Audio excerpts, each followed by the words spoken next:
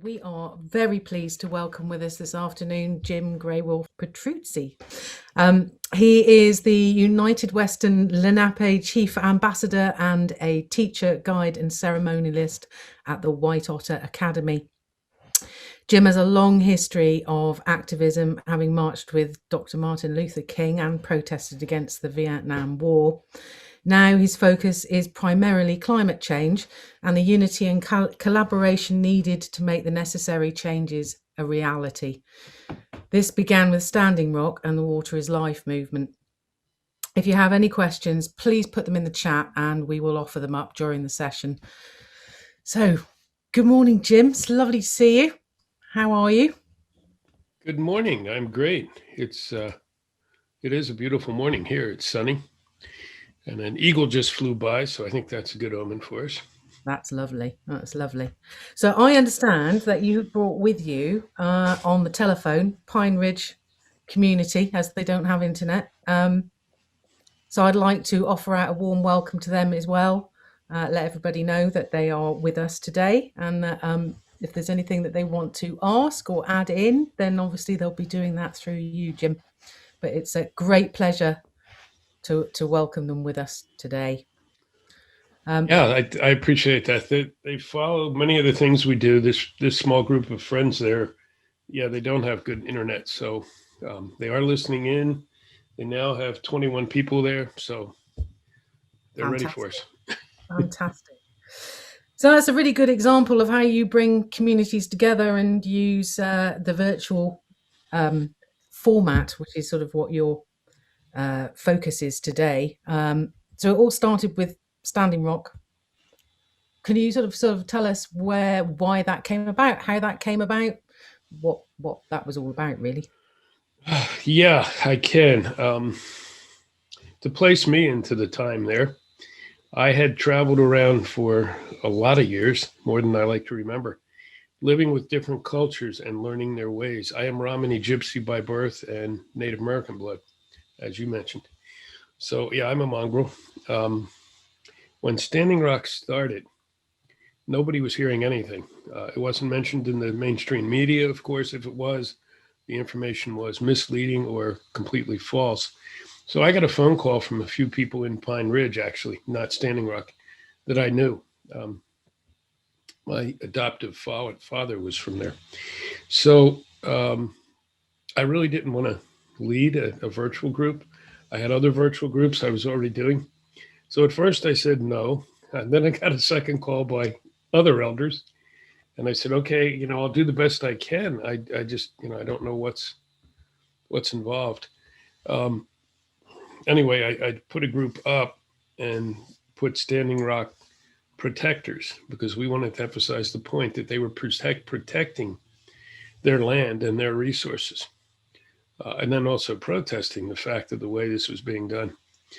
Not too long after that, I don't know, a couple months maybe, I was in touch with the people in Standing Rock, and I went up and met with LaDonna and her husband Miles, and we sat there. She gave my wife and I passes to record people, so I have a lot of recordings of different folks who were there. And her big thing was, please just do anything you can to get the word out. Don't do anything false. Keep it calm, keep it peaceful. A big thing was keep it peaceful. And so I went back, and by then we already had about 20,000 people in the group. Quickly, that grew to about 160,000 people globally. And I think I had 9 or 10 admins working with me at that point. So we were on 24/7, literally, adding people, commenting, getting things from Standing Rock, getting a ton of questions from people around the world who didn't even know anything, didn't even know about a reservation. So that's kind of how it started from my end. Yeah. Similar sort of stories that we were hearing Indra speaking earlier about, when you're there in the thick of it, the news doesn't get out, and what news does get out is not very balanced quite often. And it's also to make sure that we hear what's going on. There was we are the media. I like that phrase. So yeah, what's that mean for you? Why has that come about? That the fact that we need to be our own voice. Yes. Well, again, there was no coverage being given, except it was fake news before fake news was even a term. Um, and so I tried to connect up with various media of the mainstream to get them to cover some of what was going on, and quickly realized it wasn't going to happen. There was a concerted effort to not have it covered. So I was sitting there one night chatting with somebody, one of the other people running the group, and I said, it's very clear we have to do this. We have to be the media. I said, oh, that's a good catchy little phrase. We are the media. We can't wait for media to cover it who will not. So that's where we are the media came from. So we sort of see you're now progressing even further with. I mean, that's not really. I suppose Standing Rock isn't climate change per se. Mm-hmm. But it is certainly land environment based. Um, so where is the emphasis for you now? What do you think? Yeah, actually, in many ways, these things are all connected. Standing Rock is climate change in the point that we have fossil fuel pipelines were the issue going under the rivers. And if one of those breaks there, that would affect 9 states in this country. So, in one way, it was climate change. Um, Climate change, though, to me, is the elephant in the middle of the room. Yeah, It's we've got our other issues, your issues, my issues. Climate change is the one we have to deal with, or the rest of the issues won't mean very much. So I moved from Standing Rock. Well, I didn't move away from them. I'm still involved with them. We still have, I think, 130,000 people in the group working on those issues. Um, but I started adding more climate change to my personal agenda and realized also that we needed to unite more. We've got like 1,000 points in the sky, everybody doing great work, but we're wasting too much time and energy, in my mind, by not uniting into balls that circles that connect and make sense, so that our efforts become more direct, more focused. Because just like at Standing Rock, the media was never going to help. Um, in my opinion, right now, the leaders we have worldwide, they're not going to help. If we wait for them on climate change or any of these, or even social justice, we'll probably be all dead and gone long before they act. So now we have to become the change, and we're seeing it.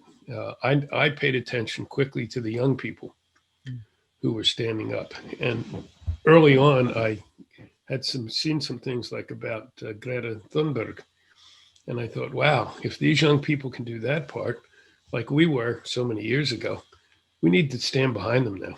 And so, uniting people, standing behind the young people, and dealing with climate change to me is huge. yeah, yeah, absolutely. Uh, I think that's very much a theme of a lot of the talks here as well. Is this need for us all to be on the same page? It doesn't matter whether we believe slightly differently or really our own agendas have to be taken out of the picture, and that we've got this one thing that really should bring us all together, and that we all need to work together, and that ultimately it is for the next generations. I mean, whatever it is that we do, we are the legacy for our children's children and their children. Um, and it's probably about time they were listened to, don't you think? Yeah, I would think so. You mentioned in introducing me that I was at been around a while, earned these gray hairs. I marched with Dr. King. I was just a puppy. I was a teenager. I fought against the Vietnam War. I did all those things back then. The big difference that I see is back then we had nobody supporting us. We were being told by our elders to shut up, sit down, and be nice. Um, and I'm not even pointing a finger at them. That's the way the world was then. We have changed dramatically. Now, as we have people standing up, some of we who are older, we're here. We know, we understand. We are the support. We are the backbone of this. And so I think that's really an incredibly huge difference. That and there's so many more people involved. These were all splinter efforts back in the 60s and 70s. They took root and they grew and they set the stage for what's going on now. But just like we look back to those times, I look back to Dr. King, to some of the other people involved, and I say thank you for what you did. I'm your seventh generation or whatever. Um, you've got a great point. I want 7 generations from now um, to look back and say thank you for what you did then, and not damn you for putting us in this place now. Yeah. That's really important. Yeah, absolutely. And also for the younger generations, this medium that we're on now, this is their world. They know this stuff. They've lived with this. They've been born into it almost. Um, and I think that's another big difference, isn't it? That back, I mean, in my day, there's no way you would hear about what was going on the other side of the world. You just wouldn't. I know how Standing Rock affected me, and the fact that it came out on that world platform, and it's like, no, no, no, no, no, we can't let this happen. And it's not just that, but I think, for a lot of us, I certainly was sitting in a place with all of this going on around us, feeling hopeless, feeling pretty pointless.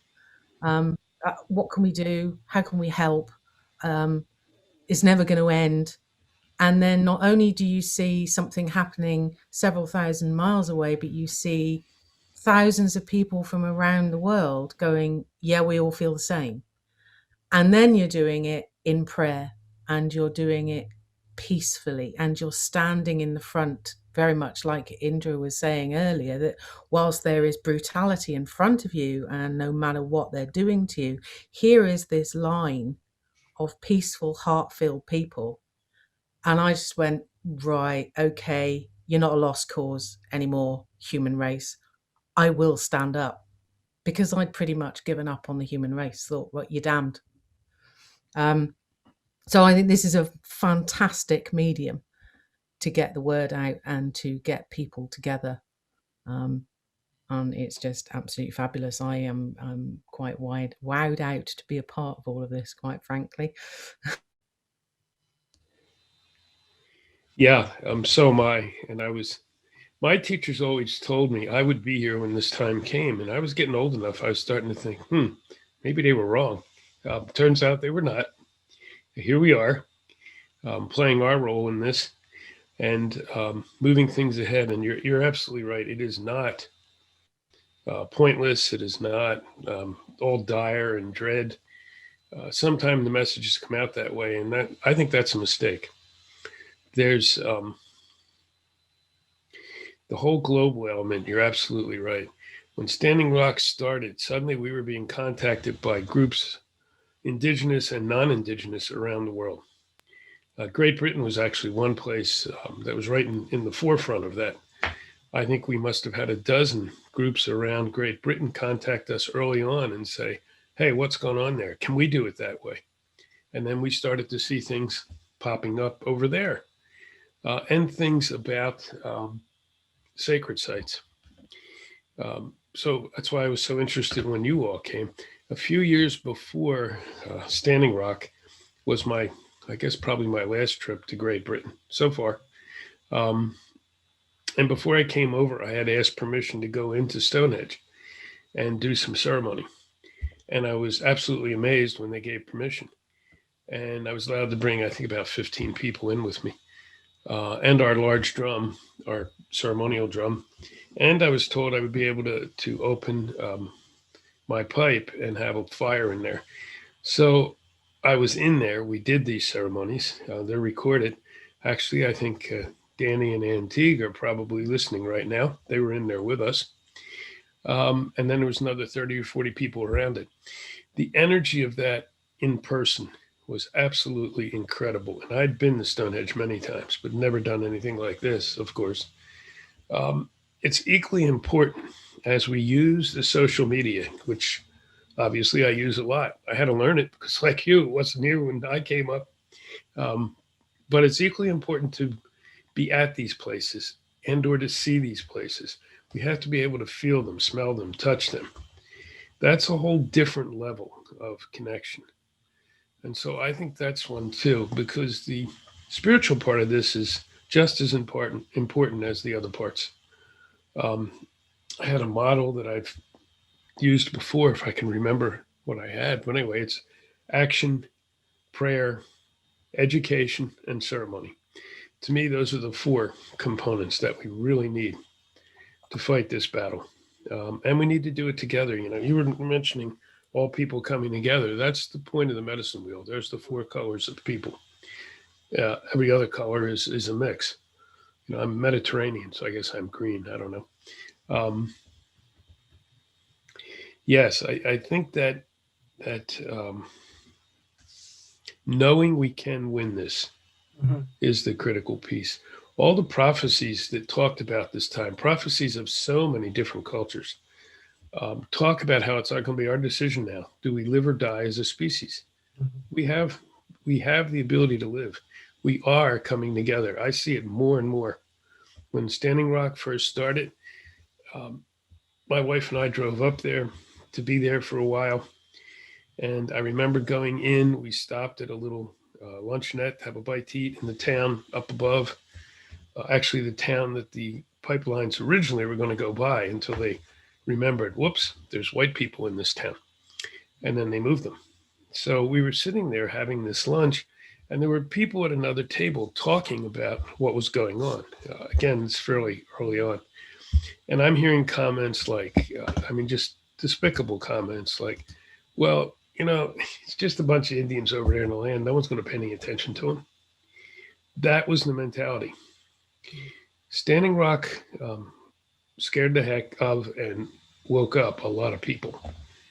The mainstream never expected that kind of reaction. And so now it gets a little harder. The attacks against people, physically and online, happen more and more and more. We saw it a lot at Standing Rock. And we remind people of that, especially the young people, because it does happen. Yeah. And we just have to be ready for it. Is part of it. I see somebody's asking in there for the link to the Stonehenge ceremony. Yeah. I will put that up. I'll put it on the site later. Fantastic. That would be great. We can share that out to people. Okay. I really interesting to hear you talking about kind of the work that you're doing now, and with what you had said to do with your own early experience involved with different protest campaigns. That everything was very splintered and there wasn't as much support from the elder generations then. And hearing with the work that you're doing now, it sounds very much like a big focus is about that bringing it together and providing that elder support. And I was just wondering what support you see as being really important to different groups that are kind of bringing about change, and what are ways that people can support different change movements, particularly with online, but more generally with your experience. That's a great question. I think in general, I see myself and other people who have done like I have and kicked around and made tons of mistakes and done some things right and just acquired a bunch of knowledge. Being a library, I'm a library with all these books put in me by all these different people. Before I go and head back to the spirit realm, I want to make sure I've given those books back out, especially to the young people, so that we don't keep repeating the same mistakes. We're going to make mistakes. We're human. Let's make some new ones. Let's not repeat the old ones. There's no time for that. So I think that's really important. I think combining all the peoples, and there's some really excellent people talking about this now, all the different cultures, especially indigenous people, because the indigenous cultures still live much closer to the earth. Now, I have some indigenous blood, but I didn't grow up. I didn't even know I had that blood until I did DNA tests some years back. Um, but they do have that understanding of the earth. So we have young people, we have indigenous people, and then they have all of us. So sharing our cultures, not being afraid to share our cultures, share them in a good way, respectfully, but share what we're doing. And you'll see a bunch of people online now understanding that. I think another critical one goes back to the young people, not just giving to them what we have, but listening, really listening. I know elders in the past would say to me, Jim, even our own young people don't come and listen to us anymore. Well, yeah, because they expect it the old way, where they would sit and talk and talk and talk. That doesn't work anymore, especially, as Louisa was saying, with this virtual realm. You want to hear everybody. So when we do circles on here, we have everybody on, young, old, the four colors. Everybody gets a chance to speak, and everyone has something to add to the discussion. Mm-hmm. So I think that's some of the things that occur to me anyway. No, fantastic. You mentioned as well there to do with the protection of sacred sites, and obviously there's a lot of discussion that we're having here to do with the protection of Stonehenge, and it's great to hear your connection with Stonehenge. But can you tell us a bit more about what's kind of happening over there in terms of the need for protecting sacred sites? Yeah, that's been an ongoing battle, as it is in many places, not just there and here. Here, a lot of the sacred sites are under assault once again. We just had an administration for 4 years that valued absolutely nothing at all. Sacred, non-sacred, it doesn't matter. Life, anything. That's my impression anyway, and the impression of many. So many of these sacred sites, the mining interests were allowed to use them, or were starting to be given permission to do so. Foreign countries and companies were being able to acquire them. Apache Flats comes to mind in the Southwest, but I could go on and on. There's a whole list. Yeah, I'm drawing a blank. But if you Google, you'll find a whole list of sacred sites here, mostly Native American, but not all Native American. Sites that we really need. I think we need to protect all these sites globally. And there's another place I would love to see us come together. And these things are so interconnected. Climate change, sacred sites, social justice. We've got to be doing them all to make it effective for the kind of change we need. And so when I first heard about your organization, I went, wow, there's something evolving around Stonehenge that I have a personal connection to. But I didn't even need to have that personal connection. I could have looked and I would have said, no, that makes sense. We need these places. We can't allow them to be taken away. And so again, it's up to us. All these things are up to us, the people, the mass of people. Those of us who are the population of Earth, who are not doing all we can to destroy it, are 97 or 98%. That's an overwhelming majority. Now, not all believe in what we're doing. Of course, we have the naysayers. We always will. But we can make this change if we continue to work together. And I see us doing that.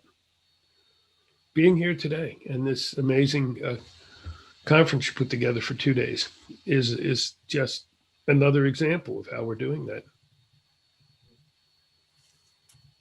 Yeah, quite agree. And I was sort of thinking, listening to you, there's lots of things going around in my head, and I'm sitting there listening to you, so I can ask 101 questions.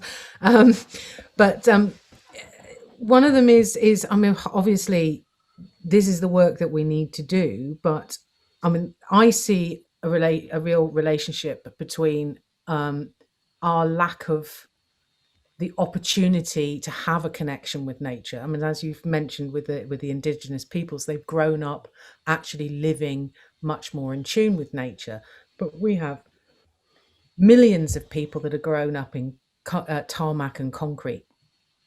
They don't know. I mean, we've had in lockdown here so many people moaning about people who go out and leave their litter and behave in a disrespectful manner. And obviously they're going to, because they don't have a relationship.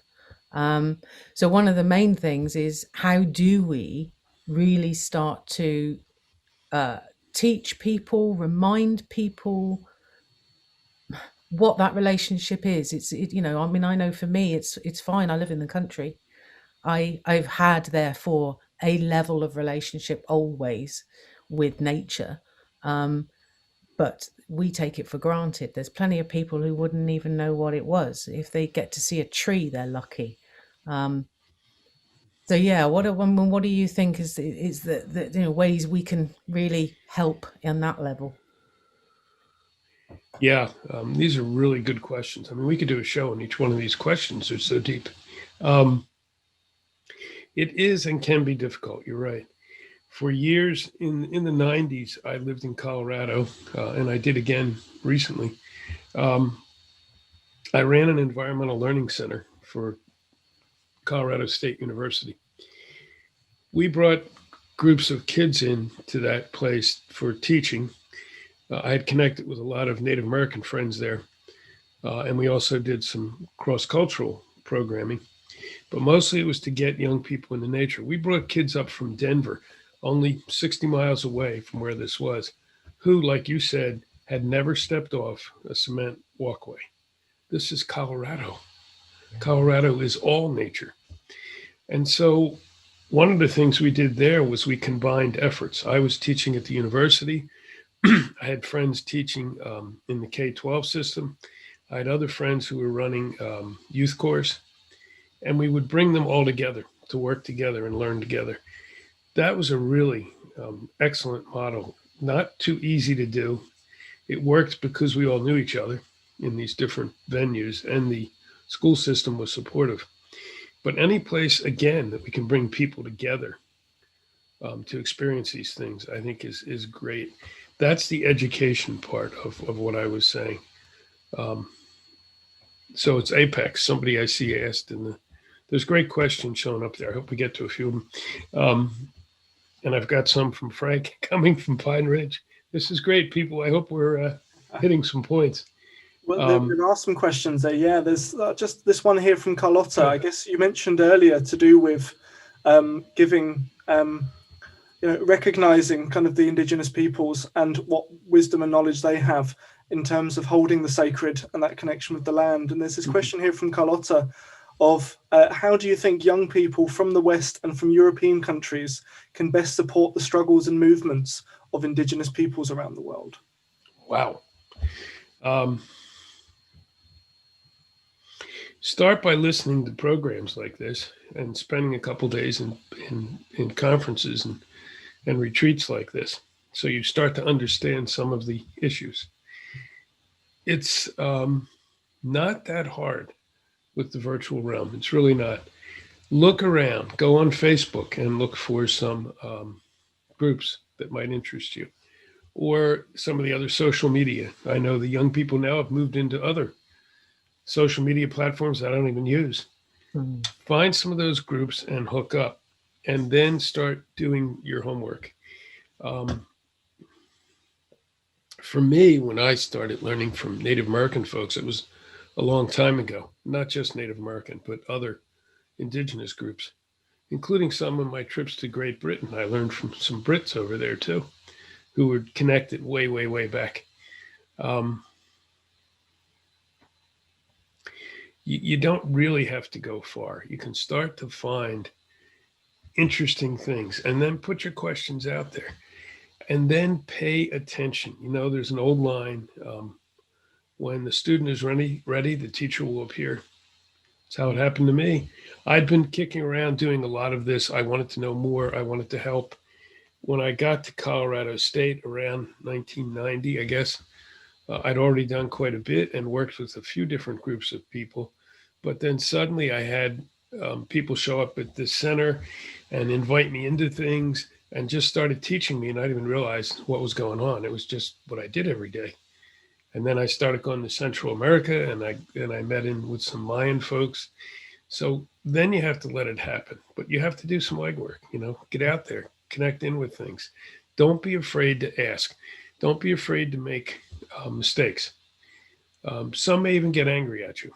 I know they did to me, but when I was young and doing those things, you didn't see very many people who look like me mixed into the indigenous groups, and some of them didn't want that. I get that, it's fine. We all have our things we're going through, but don't be afraid to ask. Always be respectful, and you will be taught. You will be taught. We have more and more now indigenous folks showing up, um, like I am, to share what they know. And people who are many, many years back. My chief, Chief Two Dog, he and I do radio shows together. And we've paused for a bit, but we bring people on and we discuss these issues. Well, he's connected way back. So it's that sort of thing. Mm-hmm. Thinking of Chief Phil Lane is all over the internet. Phil is a great person. So there's a lot of places and people you can connect him with. Oh, fantastic. Well, hopefully we get some of those links to some of those things like the radio show that we can share with the audience here. And particularly on that point of listening to Indigenous people, you said there were some questions there from Pine Ridge. Did you want to? Yeah, okay. So first of all, from Frank, he's thanking everybody involved here. And they're glad to be listening, and they're actually hearing quite well. So that's good. Frank is mentioning some of the difficult times when Standing Rock was going on. And he and some of his folks were up there for most of Pine Ridge. I think they went up maybe a few months after it started. And they got attacked first by the local people. I think that was pretty well documented. And then by the supposed law enforcement that was involved. But then he's the first one who put me aware of some of the internal attacks that were happening. And so he just wanted me to mention that to those who are now fighting these efforts. Be aware those things will happen. And whenever you're making waves, when the establishment hears things like change, peace, oh my God, unity, they get very, very nervous. They get scared because they see what's happening. We all saw the millions of people who were marching in the streets right before the pandemic started. Interesting timing. That'll be happening again. And so you can't let it put you off. It will disturb you. We're humans. I had so many things thrown at me when I was involved, from not being red to being too red to being too old to all kinds of stories made up. Why? I mean, awful malicious stories that made no sense. They were things I supposedly did in places I was never even at. And that was just me. I mean, it happened to tons of people and many much worse than myself. So you have to be aware of that and don't accept the lies. It's the same page that people in politics have been using lately. Our former, that feels so good, former president is the king of lies. And we have other world leaders the same way. That's what was being done and will be done again. Just when we stick together and when these things come up, we have to talk about them. Excuse me, my allergies are really bad. I apologize.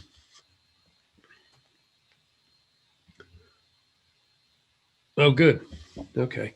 So I'm seeing lots of things here. And Carlotta, you're very welcome. I'm glad that answered your question. What else do you want to take off of there, Jonathan?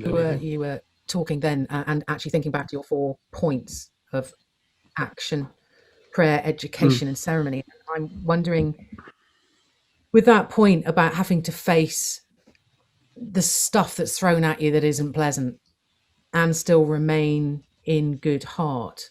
I mean, I certainly think that I find, but do you think that is really where the prayer and the ceremony comes into its own, in that it helps you to be able to maintain that heart and not I don't know, fall foul of your anger or lose that strength, if you like, if you're doing it from prayer and ceremony? Yes, I think that's a good part of it. when that starts to happen again, being human, of course, it hits us even when you know it's coming and you've lived through it before. And then the lies start, and then you see some people within what you're doing begin to believe the lies. Again, very much what was happening in the last 4 years over here. It's kind of hard to deal with. And then when they add in your family and friends and start making up stories about them too, because they will do or say anything to try to stop what's going on. The more visible you get, the bigger target on your back. That's a given. You guys have probably learned it all already, and if you haven't, I'm sure you will. That's just the nature of it, and it is the prayer and the ceremony that helps a lot. The education can help people understand that these lies are out there. Don't believe everything you hear. The big word we used to, those of us attack. There's some document was created with a whole bunch of us in it who were supposedly these evil beings.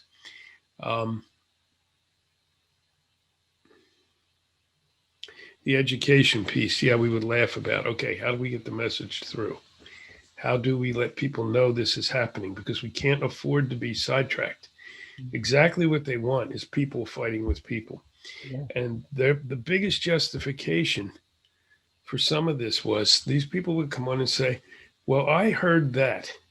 And then they would come up with some ridiculous claim. That was it. That was all they had for, I guess it's more than some of our politicians have, but that's what they base these things on. The big lie, unfortunately, works with some humans. So we have to avoid that. Keep going, do the ceremony, send the prayers up, teach every step of the way. We're teaching today. I mean, we're sharing thoughts and ideas, but we're also teaching. Absolutely. Totally agree. Are there any more questions there, Jonathan? There's a lot of gratitude in the chat for your answers and for the depth that you've given and sharing the experience in there from people. Is there any other questions coming in down the bottom here? Here's one more from Pine Ridge, if I may. Yeah, please. This is from the young people in the group. They have 22 people there now, and 12 of them at the moment are young people, which to them is teens on down to their youngest person there is 7. Okay. So they're saying they want to continue to connect with all young people. And they've done a good job of that. The young people are connecting. They're not looking at what color they are, what gender they are, how old they are, nothing. So they're saying, please tell everyone to, yes, speak with us. Don't speak down to us. Don't speak up to us. Speak with us. Mm-hmm.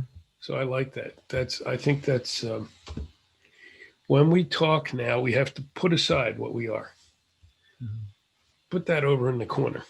When you go into ceremony, you're supposed to leave everything in a basket outside. All your worries, all your issues. You leave it in the worry basket. That's what we need to do right now. So we can sit like this and talk, even when we disagree. Most important, when we disagree.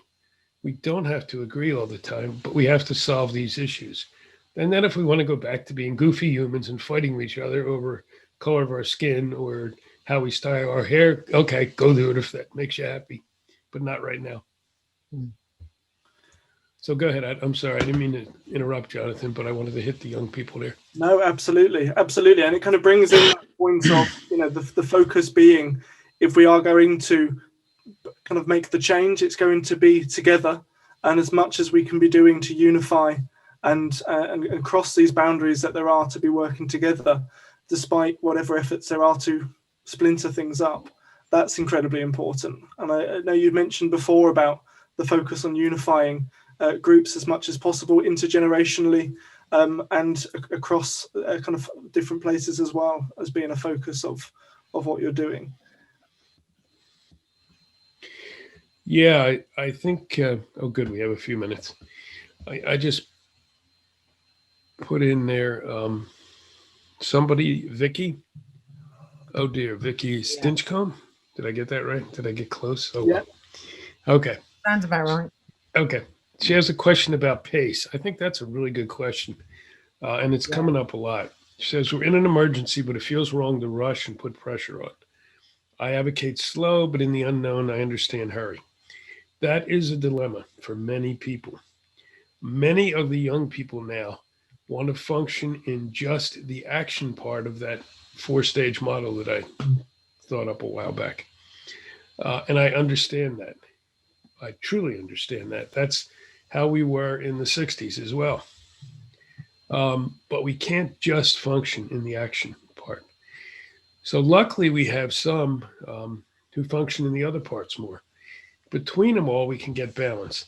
But I think everybody should be using part of action, part of education, part of prayer and ceremony, whatever that means to you. Mhm. You know, again, they don't have to be. But we do need to not waste time.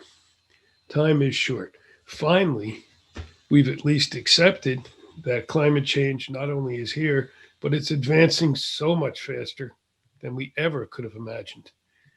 We don't have a lot of time. You know, I listen to some of the politicians, our own current president, who I think is making some real genuine efforts, but he's talking about 2050. That's way too late. We don't have that luxury anymore. Sacred sites, we don't have the luxury to take our time. They'll be gone. They're going to bulldoze them over or turn them into tourist traps or whatever else they're going to do with them. And I can do that with any a social justice. No, we can't keep persecuting people who look different than the main people in any population. So, yeah, I hear you, Vicky. I understand your dilemma, but I really think action has to be number one right now. And then we'll balance out as we go along. Yeah. No, I with you on that one, Jim, as well. I mean, I look at what's happening with HS2 and the thousands of trees that they are pulling down overnight. I mean, 108 different woodlands. And they just won't stop. And it's, you just can't afford to do that. And we can't afford to allow it to happen. They're irreplaceable. You know, they're just, it's, yeah. So there is no time. There's no time for that sort of thing. You can't wait till tomorrow because the trees are down tomorrow. They're going to take another 100, 200, 300 years to grow back the way they were. And in the meantime, you've lost an irreplaceable colony of bats. So, yes, it is slowly, but it is also at the same time, act now. There's no more. My term, I think I keep saying is there's you've just got to get over yourself because there's no more time for me. It's got to I be love it. us, really. And that comes to leaving your burdens in the burden basket at the door, isn't it? And as Indra was saying earlier, you know, the camps can be difficult because you bring your own issues, but actually our job of work individually is to deal with our issues. Our job of work together is to be together and to move forward in a positive way. And it's our job to make that happen. It's not going to happen by itself. Yeah, I think that's a key point. And at Standing Rock, it was fascinating because where we were camped, next to us were some local people from the reservation. There was some French people on the other side. There were some people from, I think it was Nepal. Yeah, next to them. Anyway, we had a little UN right around us. Now, we couldn't even understand each other's languages, but we totally understand what we were there for. And yep, we just put aside all that other rubbish. And we were there as human beings to deal with this issue. Yeah, no, fantastic. That kind of balance as well that you talk about of there will be those who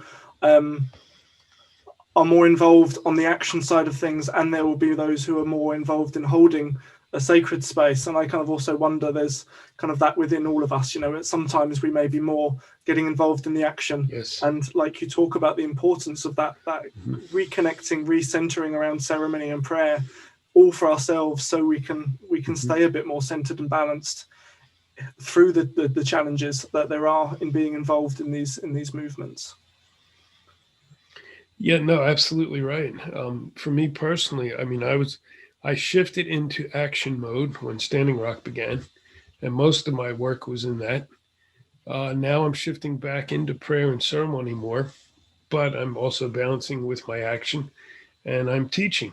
So it's, yeah, you're right. We have to change our own balance based on the moment too. Hey, fantastic.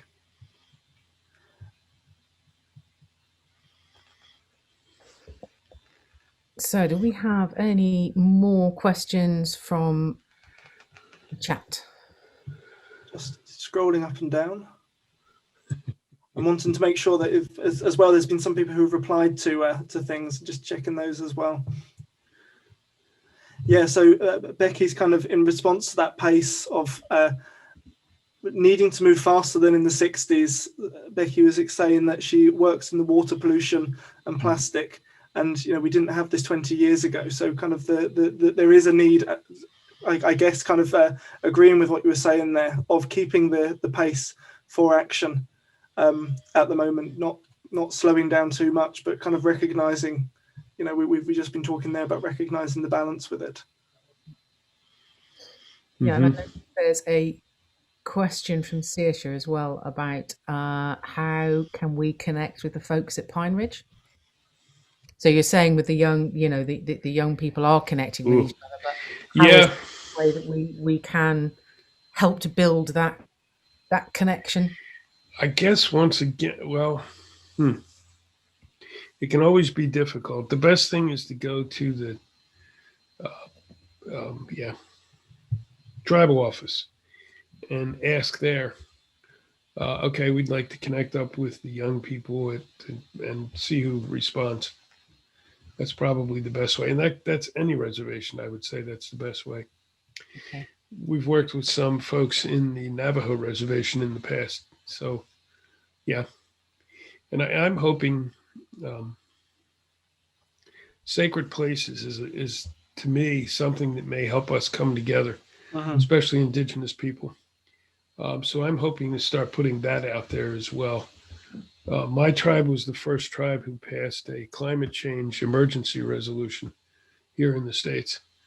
I brought it to him. The council talked about it, and my chief supported it, and so we passed it.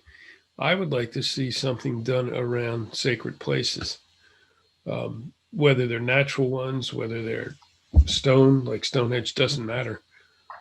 So I'm going to try working on some of that because that's something we all have. All cultures have their sacred places.